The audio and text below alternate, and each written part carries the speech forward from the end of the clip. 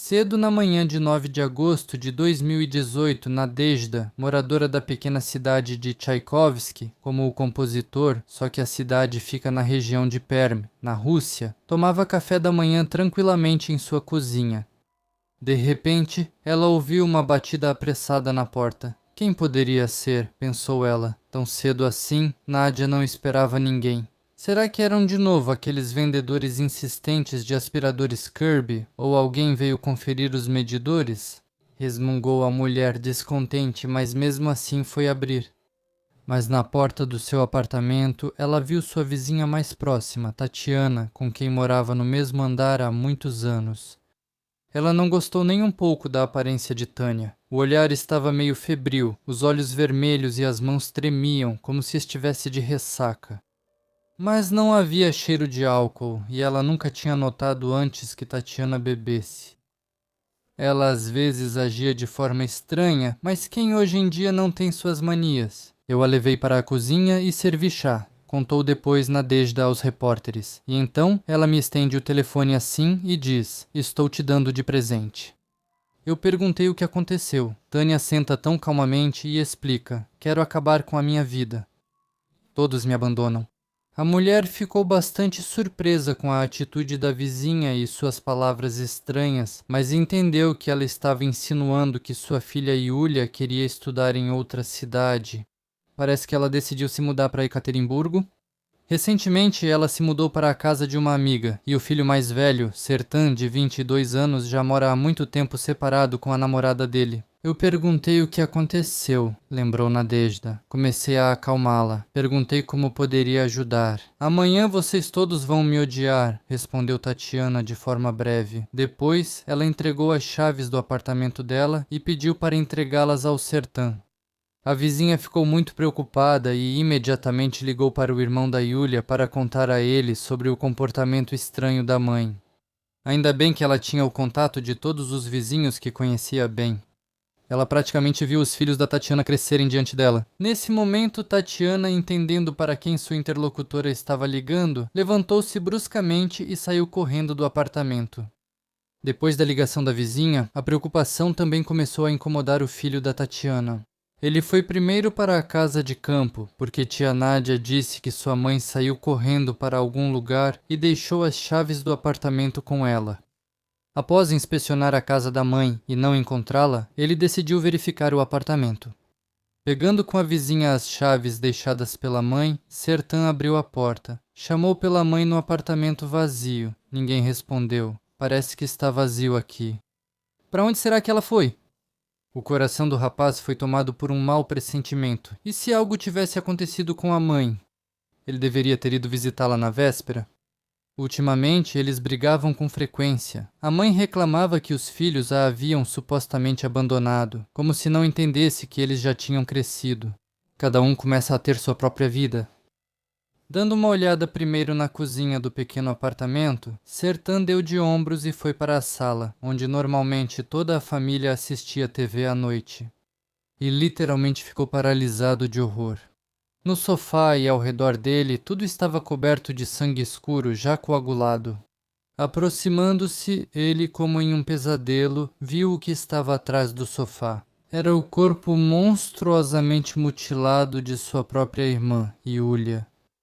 Sertan gritou como um louco e saiu correndo. O primeiro impulso foi fugir dali para qualquer lugar, escapar daquele pesadelo. Talvez ele estivesse delirando, talvez tudo aquilo fosse apenas imaginação. De alguma forma, controlando o ataque de pânico, o rapaz bateu novamente na porta do apartamento da vizinha. Da segunda vez, eles entraram juntos no apartamento da mãe dele. Atrás do sofá, no chão, havia uma poça de sangue, e ali estava Yulia, lembrou Nadezhda com horror. Mas eu mal consegui vê-la, não consegui. Ao ver tanto sangue, gritei com uma voz que nem parecia minha e saí correndo do apartamento. Em estado de choque severo, Sertan ainda conseguiu se controlar e chamar a polícia. Chegando ao local e interrogando os vizinhos e o irmão da falecida, os investigadores concluíram que a principal suspeita era a mãe da jovem, Tatiana, que havia desaparecido repentinamente. Segundo a versão preliminar, a mãe matou a própria filha com um machado enquanto ela dormia tranquilamente no sofá. A vizinha Nadejda mais tarde contará algo ainda mais horrível aos investigadores. Depois conversei com os vizinhos da Tânia no sítio, e eles disseram que desde junho ela andava perguntando onde poderia afiar um machado. Ou seja, a mulher cometeu um ato não espontâneo, provocado por algumas circunstâncias chocantes, e no momento do assassinato da filha não estava em estado de violenta emoção, mas vinha planejando seu terrível plano há vários meses. No momento em que o corpo da filha, tirada à vida por ela, foi encontrado, Tatiana Digermenzi já havia chegado a Izhevsk. Os policiais locais logo receberam um alerta sobre ela e rapidamente detiveram a mulher, colocando-a sob custódia. Na assessoria de imprensa? No departamento de polícia dos transportes do Ministério do Interior, informaram. Ela caminhou por muito tempo ao longo dos trilhos do trem, depois foi para a sala de espera e adormeceu. Foi lá que a encontramos. Tatiana foi trazida para o interrogatório e conversaram com ela por cerca de 1 hora. Ela não negou seu envolvimento no crime, apenas afirmou que sua filha mereceu essa morte. Na delegacia, a suspeita deixou escapar uma frase assustadora. Filhas assim, eu esfaquearia todas elas. E ainda a mulher acrescentou que ela e a filha estavam sempre em conflito. Tatiana contou que veio para Izhevsk para tirar a própria vida porque por Tchaikovsky não passam trens. Mas ela não teve coragem de se jogar na frente do trem em movimento. Pelo ocorrido contra Tatiana Degermenzi foi aberto um processo criminal pelo artigo de privação de vida. O irmão da irmã morta contou aos repórteres. Yulia era a pessoa mais querida e próxima de mim. Ela sonhava em entrar na universidade. Estou sofrendo muito com a morte dela. Já no dia 10 de agosto começaram as arrecadações para o funeral de Yulia. A família da garota não tinha muitos recursos, ainda mais porque o pai de Sertan e Yulia já não morava com a mãe deles há muito tempo e quase não ajudava financeiramente os filhos. O estudante Sertan, que pediu ajuda financeira para organizar um funeral digno para sua irmã em sua página nas redes sociais, recebeu apoio de toda a cidade. O jovem escreveu: se possível, ajudem. Eu, claro, vou devolver tudo a quem precisar. Muito obrigado pelo apoio. Muitas pessoas vieram ao funeral. Estavam presentes não só amigos e familiares, mas também alunos e funcionários da escola que ela havia acabado de concluir. A jovem tinha muitos planos para o futuro que infelizmente não estavam destinados a se realizar. Ela planejava ingressar em uma universidade em outra cidade, enviou os documentos para lá e recebeu uma resposta preliminar positiva. Mas o destino, ou melhor, sua mãe, decidiu de outra forma. Tatiana Degermenzi, segundo vizinhos e parentes, sempre foi uma mulher com certas excentricidades, mas a situação piorou especialmente depois que, há 2 anos, ela sofreu um microderrame. Naquela época, Yulia fez uma piada infeliz ao se dirigir a ela. Por que você está deitada como uma inválida? Levanta logo. Depois é verdade, ela se justificou dizendo que queria motivar a mãe dessa forma, para que ela se movimentasse mais. Os médicos recomendaram caminhar, passear, mas ela ficava deitada no sofá o tempo todo. A mãe, no entanto, não apreciou o senso de humor da filha e, a partir desse momento, começou a implicar com ela o tempo todo e a brigar por qualquer motivo, por menor que fosse. Por causa dos conflitos constantes com a mãe, Yulia foi obrigada a se mudar para a casa de uma amiga. Para não provocar ainda mais a mãe, ela quase não aparecia em casa, mas isso também irritava Tatiana. Ela me irritava só com a própria aparência, disse a mãe durante a reconstituição dos fatos. No dia fatídico, Tatiana chamou a filha de propósito, dizendo que queria fazer as pazes com ela. A garota, sem suspeitar de nada, aceitou com alegria fazer as pazes e até ficou para passar a noite na casa da mãe, que havia feito ela baixar a guarda. Mas ela não pensava em se reconciliar. Naquele dia, ela decidiu se livrar de uma vez por todas da maior decepção da sua vida. À espreita na calada da noite, Tatiana esperava friamente até que a filha adormecesse naquele mesmo sofá onde, quando era pequena, assistia seus primeiros desenhos animados. Aproximando-se silenciosamente da filha que estava deitada imóvel e certificando-se de que ela dormia profundamente, a mãe ficou de pé sobre ela como um carrasco. Ela ergueu o machado afiado várias vezes sobre a filha antes de desferir o golpe, como ela mesma contou depois. Ela levantava e abaixava o machado sem conseguir atingir o alvo, mas então aparentemente tomou a decisão final e trocou a arma do crime. Tatiana esfaqueou a filha adormecida mais de 10 vezes, no pescoço, no peito e até na cabeça, mas isso ainda não foi suficiente para ela. Ela pegou o machado novamente, levantou-o mais uma vez e começou a golpear e dilacerar furiosamente a filha moribunda, que gemia de terror, desferindo vários golpes na cabeça dela. Durante a investigação, ela dirá que pretendia esquartejar o corpo da filha, mas não teve forças suficientes. Então, a mulher arrastou a ensanguentada Yulia para trás do sofá e a deixou lá, enquanto ela mesma simplesmente foi para outro cômodo e se deitou para dormir. Quando Yulia parou de chiar e de jorrar sangue da artéria cortada, Tatiana, segundo suas próprias palavras, suspirou aliviada. Na hora me senti mais leve e tranquila, então comecei a fazer as tarefas de sempre, foi o que ela contou aos investigadores atônitos. Na manhã seguinte, depois de passar na casa da vizinha, ela calmamente pegou o ônibus e saiu da cidade de Tchaikovsky para Izhevsk, onde, como já mencionei, planejava se jogar na frente de um trem. Embora, quem sabe, talvez isso nem fizesse parte dos verdadeiros planos dela, afinal, existem muitas outras maneiras de tirar a própria vida. Após o primeiro interrogatório e conversas com pessoas que conheciam Tatiana, os policiais começaram a duvidar da sanidade dela. Então eles supuseram que a mulher cometeu esse ato terrível durante uma crise do transtorno mental que ela já possuía. No entanto, a mãe de Yulia, Dagermenzi, não estava oficialmente sob acompanhamento psiquiátrico naquele momento. Por isso surgiu a necessidade de realizar uma avaliação pericial complexa para determinar a sanidade dela. Parentes, conhecidos e até mesmo cidadãos preocupados se perguntavam o que levou Tatiana a tirar a vida da própria filha, e de forma tão cruel. Havia muitas versões. Por exemplo, após a separação do marido, que era de origem turca, Tatiana desenvolveu a ideia obsessiva de criar a menina segundo as tradições muçulmanas. Ela queria que a filha não esquecesse que o pai era turco e seguisse os costumes islâmicos. Em particular, as ideias dela sobre decência eram as seguintes. A mãe exigia que Yulia se comportasse de forma modesta e usasse roupas o mais fechadas possível. Mas a filha, em vez disso, era uma pessoa normal, usava saia curta e até participava de concursos de beleza.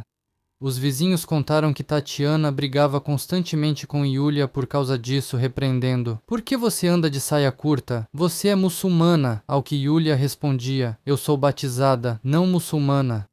A própria Tatiana, apesar de tudo isso, não se restringia a nenhuma convenção. Se vestia normalmente, no verão usava roupas abertas, até demais para a idade dela, shorts, blusinhas, gostava de tomar sol e se orgulhava do seu corpo, que era bem bonito. Sirtan também contou que a mãe não gostava da aparência e do comportamento de Yulia. Tatiana vivia reclamando com o filho e expressando suas queixas. Ela dizia que até conhecidos comentavam com ela que Yulia supostamente postava fotos indecentes nas redes sociais. Mas nem o irmão nem a irmã viam nada vergonhoso nas fotos comuns publicadas, por isso não entendiam as reclamações da mãe. Segundo outra versão, Tatiana tinha medo de que todos a abandonassem, assim como o marido fez no passado. Afinal, tanto o filho quanto a filha mal iam vê-la e planejavam viver suas próprias vidas, sem levar em conta as exigências da mãe. Além disso, na opinião de alguns conhecidos, a mãe fracassada sentia uma inveja intensa da filha bonita, que sempre conseguia o que queria e ainda tinha toda a vida pela frente. Tatiana, por sua vez, estava prestes a completar 50 anos, não havia alcançado nada e sua vida caminhava inevitavelmente para o ocaso. As suposições das pessoas não estavam longe da verdade. Yulia irritava a mãe apenas com sua existência, e a mulher planejou algo ruim muito antes de colocá-lo em prática. Os vizinhos acrescentavam a história sobre afiar o machado que, quando perguntavam onde poderia afiá-lo, Tatiana sempre dizia que precisava cortar ossos para os cachorros. Mas naquela época, é claro, ninguém suspeitou de nada terrível. E depois, foi exatamente com esse machado trazido antecipadamente do sítio e cuidadosamente afiado que Tatiana matou sua própria filha. Na verdade, inicialmente ela havia planejado o assassinato para 8 de junho, mas Yulia viveu exatamente mais 2 meses, até 8 de agosto. Quanto à investigação, após a prisão de Tatiana Dagermendi, a principal hipótese para o assassinato eram os conflitos prolongados. Como ficou claro, os sinais de alerta já eram percebidos há muito tempo. Tatiana, passando de uma postura defensiva para a autoflagelação, abriu o coração para os policiais e começou a se lamentar sobre as dificuldades da vida de mulher. Nos anos 90, ela conheceu o construtor turco Zafer Dagermendi, com quem se casou alguns meses depois, e então teve 2 filhos com ele, primeiro um filho e 4 anos depois, uma filha. Segundo ela, tudo estava maravilhoso entre eles, mas em 2011 o marido de repente abandonou a família e voltou para sua terra natal, na Turquia, deixando-a à própria sorte com 2 filhos. Serta na época tinha 15 anos e Yulia 11. Tânia se queixava de como era difícil para ela lidar com a partida do marido, mas o pai de Yulia, Zafer, não deixou de se comunicar com os filhos após o divórcio. Embora fosse difícil para ele aguentar os constantes ataques da ex-esposa, ela não podia ligar para ele, pois as ligações internacionais eram muito caras e os aplicativos de mensagem naquela época não eram nada comuns, então ela o sobrecarregava com mensagens furiosas nas redes sociais. No final, Zafer a bloqueou em todos os lugares.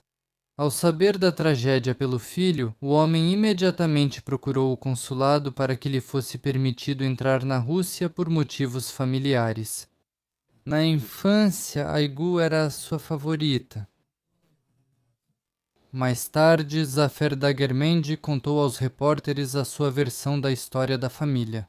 Ele foi obrigado a deixar Tatiana com as crianças, porque não havia nenhuma possibilidade de viver com ela. Escândalos constantes, gritos, brigas, tudo isso o esgotava.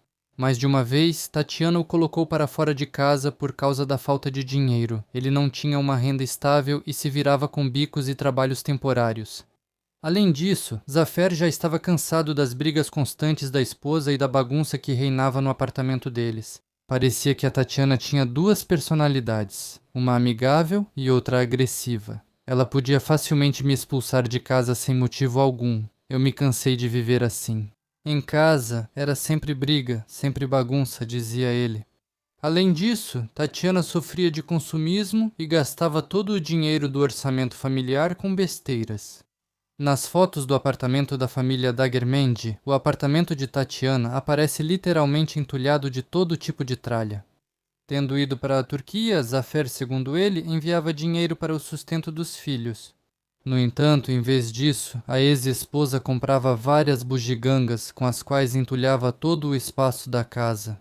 Só de ímãs na geladeira havia tantos que não dava nem para ver a própria geladeira.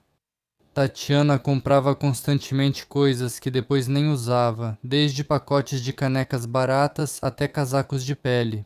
Todos os objetos recém-adquiridos se acumulavam durante anos no pequeno apartamento. Ela não permitia que ninguém tocasse ou vendesse essas coisas.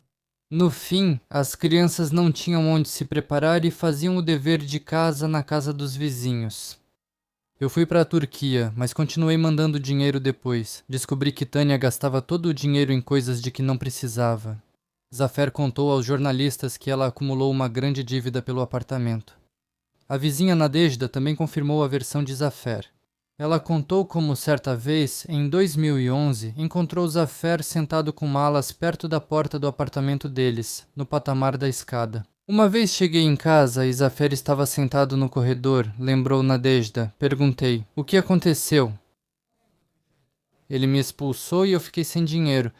Depois, Zafer foi para a Turquia trabalhar. Alguns meses depois, ele voltou, trouxe presentes para as crianças e para a esposa, estava tudo bem. E então, de repente, ele estava de novo sentado no corredor com as malas. Parecia que havia 2 pessoas dentro da Tânia, uma normal e outra não. Apesar do ambiente difícil em casa, Sertan e Yulia iam bem na escola, nunca reclamavam, ajudavam a mãe no que podiam e sempre foram educados. Por isso ninguém suspeitava do que realmente acontecia na família Dagermendi. Afinal, brigas acontecem em qualquer família, essas coisas são normais. Yulia nunca foi uma criança fechada, tímida ou oprimida. Pelo contrário, na escola, a menina era muito popular entre os colegas, participava de vários eventos e já tinha vencido concursos de beleza mais de uma vez. Muitos garotos eram apaixonados por ela, e as meninas invejavam sua beleza, charme e sucesso com o sexo oposto. Yulia Dagermendzi comemorou seu aniversário de 18 anos em julho, mas a vida tão desejada, adulta e independente lhe foi concedida por pouco mais de um mês. A família Dagermendzi vivia em um prédio comum de 5 andares e, à primeira vista, era igual a centenas de outras famílias. Eles também tinham um animal de estimação, uma bulldog inglesa chamada Nancy, que Zafer comprou para Yulia porque a filha queria muito um cachorro. Após a tragédia, Nancy ficou sob os cuidados temporários da vizinha Nadezhda. Foi ela quem contou muitos detalhes sobre a vida pessoal de Tatiana. Eu conheço a Tatiana desde que o prédio foi entregue. Quem comprou o apartamento para ela foi a mãe dela. Alguns anos depois, Tatiana se casou e teve seu primeiro filho, Arthur.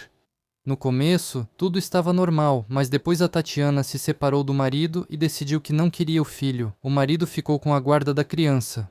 Sertan e Yulia não tinham contato com seu meio-irmão mais velho.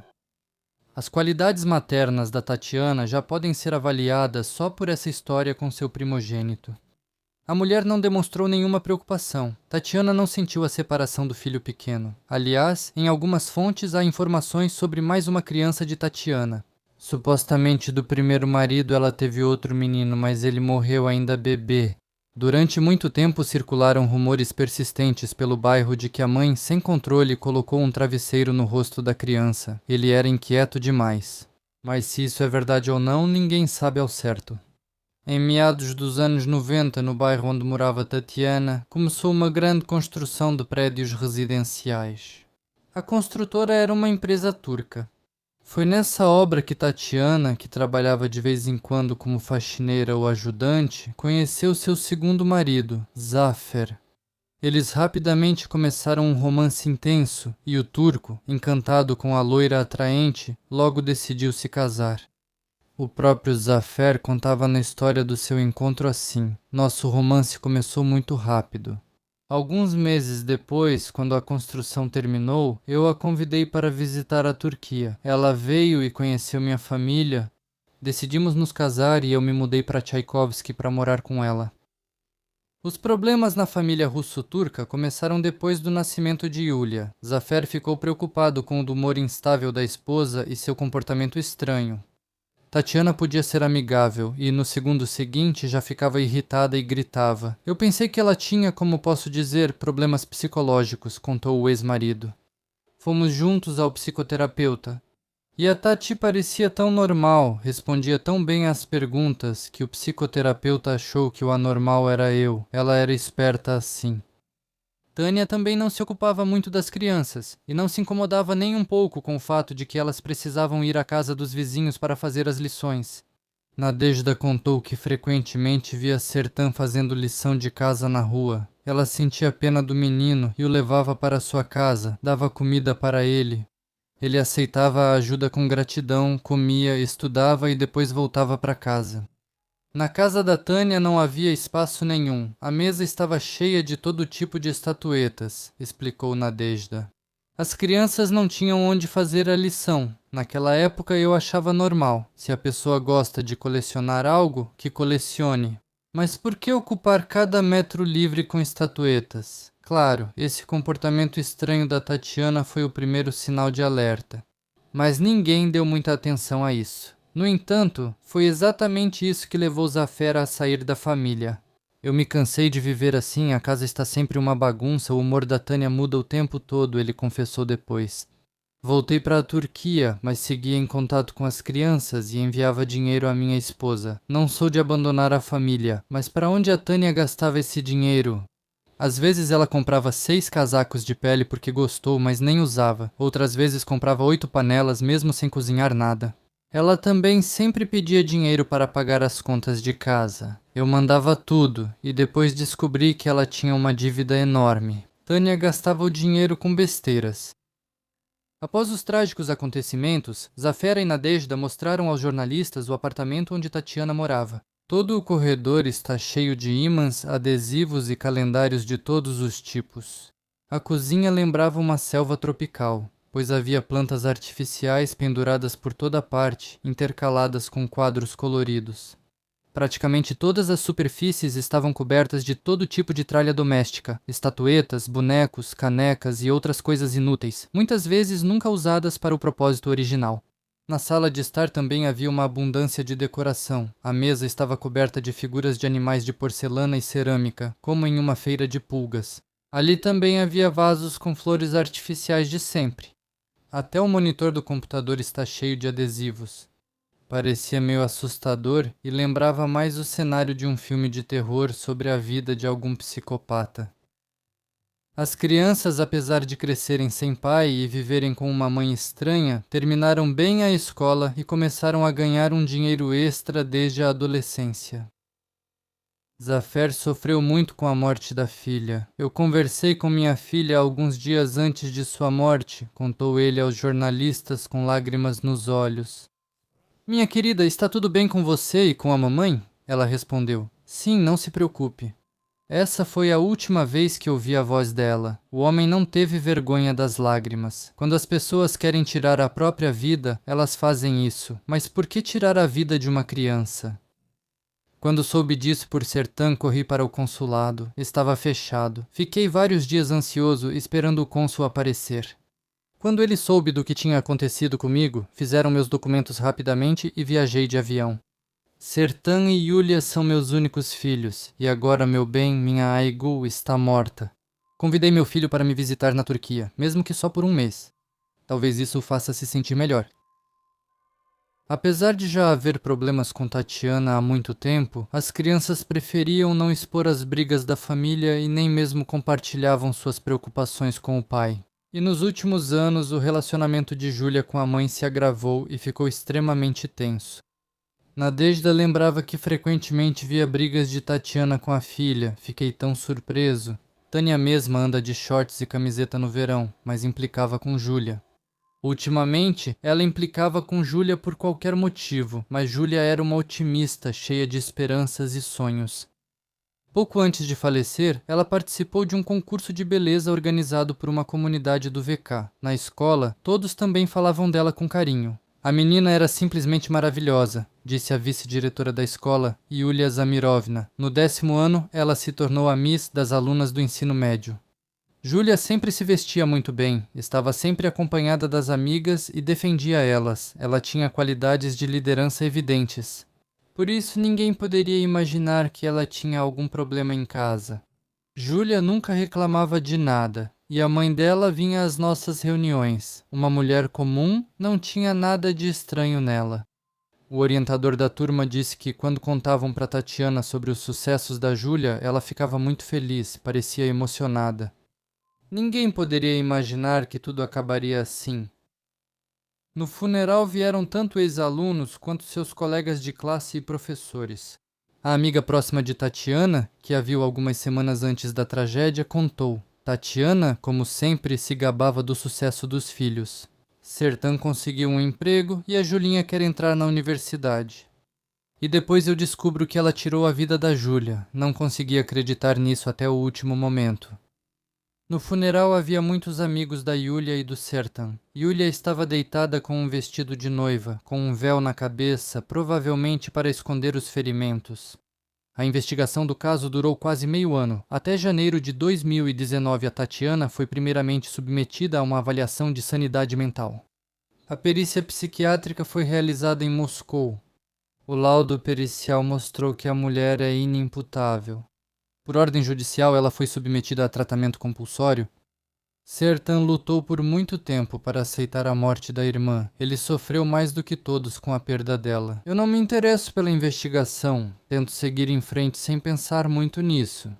E mesmo depois do que aconteceu, o rapaz não disse uma palavra ruim sobre a mãe ou sobre sua infância. Nossa infância foi normal. Sim, a mãe gostava de comprar vários tipos de ataduras pequenas e a gente tinha vergonha de trazer amigos para o apartamento. Mas, no geral, tudo era bom. Não posso afirmar que o pai ajudava de fato. Ele enviava dinheiro, mas era pouco. O que tinha Mas minha mãe também trabalhava como faxineira em vários lugares ao mesmo tempo, então a gente não passava fome. Segundo Sertan, a mãe mudou muito 2 anos antes dos acontecimentos terríveis, quando ele foi para o exército. Foi nessa época que a mulher teve um microderrame. Cansada de viver sobre um barril de pólvora, Yulia praticamente se mudou para a casa de uma amiga próxima, tentando evitar encontros com a mãe. Com Sertan, ao contrário, eles se encontravam com frequência após seu retorno do serviço militar. Yulia contou a ele, pouco antes de morrer, que havia enviado documentos para várias faculdades de direito e que em uma delas já tinha até recebido uma resposta positiva. Eu sabia que Yulia estava morando com uma amiga, então não fiquei muito preocupado, Sertan. No dia 9 de agosto, nossa vizinha me ligou e disse que minha mãe queria se suicidar. Eu estava justamente voltando do trabalho nessa hora. Liguei para ela e ouvi: "Você não precisa mais procurar pela Yulia." Liguei rapidamente para meus amigos, pedi para eles verificarem a casa no nosso sítio e depois liguei para a tia Nádia. Ela verificou o apartamento e disse que não tinha ninguém lá. Na verdade, Nadejda não entrou no apartamento da Tatiana depois que ela viajou e não viu necessidade disso. Depois de ouvir isso, Sertan foi até o sítio para verificar pessoalmente se a mãe dele estava lá.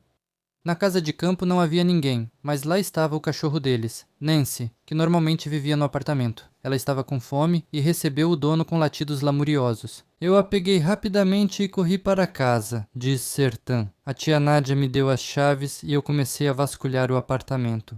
Atrás do sofá encontrei o corpo da minha irmã.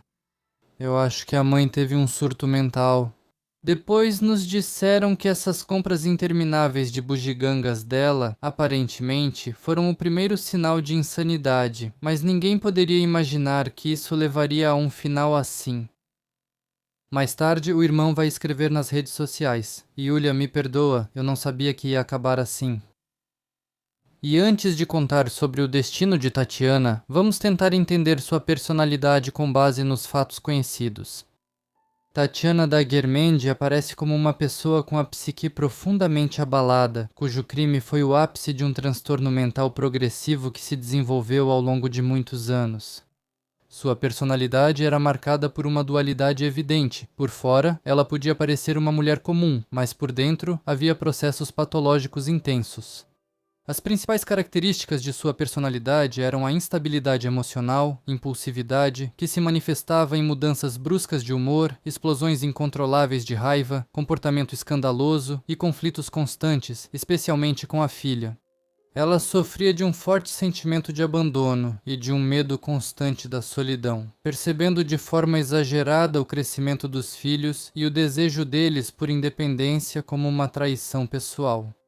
Isso se combinava com um ciúme patológico e inveja da juventude, beleza e perspectivas da filha, cujo sucesso contrastava com a própria sensação de fracasso e falta de realização na vida. Às vésperas dos 50 anos, seu pensamento era marcado por rigidez e obsessão. Ela tentava fanaticamente impor à filha as tradições muçulmanas, apesar do batismo de Yulia e do próprio comportamento, demonstrando total falta de flexibilidade e incapacidade para o diálogo.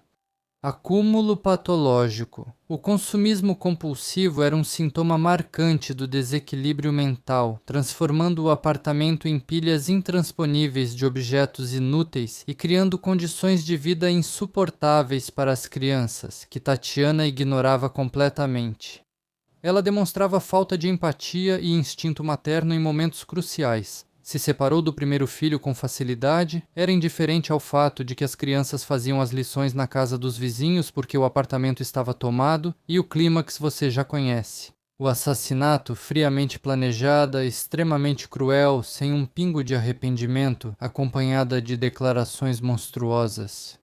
O cálculo frio se manifestou em uma preparação que durou vários meses. Afiar o machado sob um falso pretexto, escolher o momento, reconciliar-se, a filha dormindo lá, tentativa de apagar os rastros, arrastar o corpo e a fuga posterior com o plano de tirar a própria vida. A inimputabilidade, confirmada por perícia, não foi um estado repentino, mas consequência de uma doença mental antiga, não diagnosticada e não tratada, agravada por um microderrame 2 anos antes do crime. Essa doença distorceu sua percepção da realidade, desligando completamente os freios e a consciência no momento do crime. Em 11 de agosto de 2018, Tatiana Dagermendi foi presa por 2 meses. A perícia inicial foi realizada na região de Perm, depois foi marcada uma perícia complexa no Instituto Serbsky de Moscou. Tatiana admitiu totalmente sua culpa e não escondeu que tirou a vida da filha intencionalmente e que se preparou para isso com antecedência. Ela não mostrou arrependimento pelo que fez. Compreendendo perfeitamente que poderia ser pega na estação, ela avisou aos parentes que estava indo para a capital da Udmurtia. No comitê de investigação disseram o seguinte: essa família é considerada boa, não constava em nenhum registro oficial. Durante o interrogatório, a mulher se comportou de forma muito calma e admitiu a culpa. Se você já entrou no apartamento dela e viu o que acontece lá, entende tudo por si mesmo. Essa história terrível terminou com uma nova perícia, reconhecendo Tatiana Dagermendi como inimputável, e o tribunal a encaminhou para tratamento psiquiátrico compulsório em regime de internação. Agora ela terá que conviver pelo resto da vida com o que fez, mas será que ela conseguirá entender isso? E o que vocês acham desse caso? Escrevam nos comentários, curtam, deixem o dislike e assistam a outros vídeos do canal. Eles são publicados, mesmo que vocês nem sempre recebam notificações disso.